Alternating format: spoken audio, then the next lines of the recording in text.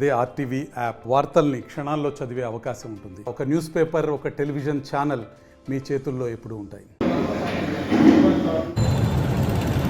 దాని గురించి ఏమన్నా కొద్దిగా చెప్పండి.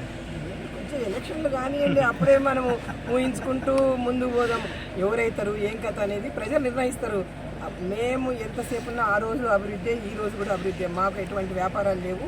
మేము కేవలము ప్రజల్ని కన్న బిడ్డలాగే చూసుకుంటాము. అదేవిధంగా వాళ్ళకి ఏ కష్టం వచ్చినా కూడా మేము ఖచ్చితంగా కూడా ఆ కష్టాలని తీర్చేటటువంటి వాళ్ళం. కానీ మాకేమి ఇంట్లో కూర్చొని లేదంటే 10 ఏళ్ళకు ఒకసారి వస్తాము అని చెప్పి 10 ఏళ్ళకి మేము వచ్చినా ఈరోజు కూడా అవినాభావ సంబంధం డోన్ ప్రజలతోనే మాకుంది, ముందు కూడా ఉంటుంది. అదేవిధంగా మా పైన కూడా వాళ్ళు అదే అభిప్రాయాన్ని పెట్టుకొని ఉన్నారు. కాబట్టి ఖచ్చితంగా మేము ఎంతసేపు ఉన్నా ప్రజలకు సేవ చేస్తామే తప్ప మాకు వ్యాపారాలు లేవు.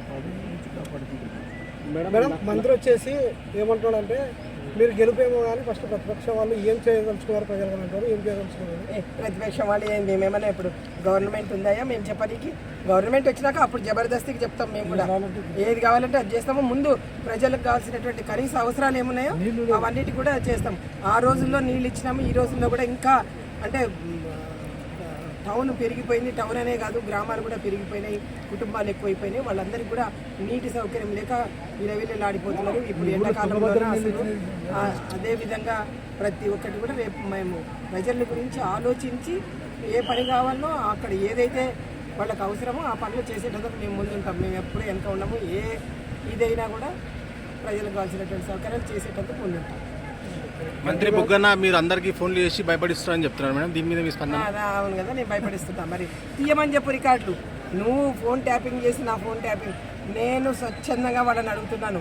నేను నా బిడ్డల్లాగా ఆ రోజు చూసుకున్నాను. కాబట్టి ఈరోజు కూడా ఖచ్చితంగా నాకు అధికారం ఉండి నేను అంటే కుటుంబ సభ్యురాలుగా నేను మాట్లాడుతున్నానే తప్ప భయపడి ఈరోజు నువ్వు భయపడిస్తున్నావు. పోలీసు వాళ్ళని పెట్టుకొని అందరినీ పోలీసు వాళ్ళ దగ్గర ఇచ్చేసి ఎవరైతే నీ పార్టీలోకి రాలేదో వాళ్ళని గంజాయి కేసులు లేదంటే ST/SC కేసులు అవన్నీ పెట్టి నువ్వు ఎమ్మడి పడిచి పోలీసు వాళ్ళతోనే తీసుకొని పోతున్నావు. మాకు అటువంటి సంస్కృతి లేదు, మేము ఎప్పుడు కూడా చేయలేదు ఆ పనులు.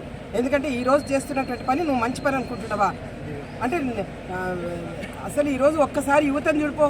కొత్తపల్లి నేను మొన్న రాత్రి 11 గంటలప్పుడు వస్తుంటే కొత్తపల్లిలోన ఆడ గంజాయి నేను వెంటనే CI గారికి DSP గారికి చెప్పినాను, అన్న ఇట్లా ఉంది అని. ఏం చేసినారు ఆ రోజు? ఇట్లంతా చెప్పుకుంటూ పోతే ఇంకా చాలా ఉండే, ఇడిచిపెట్టండి అని.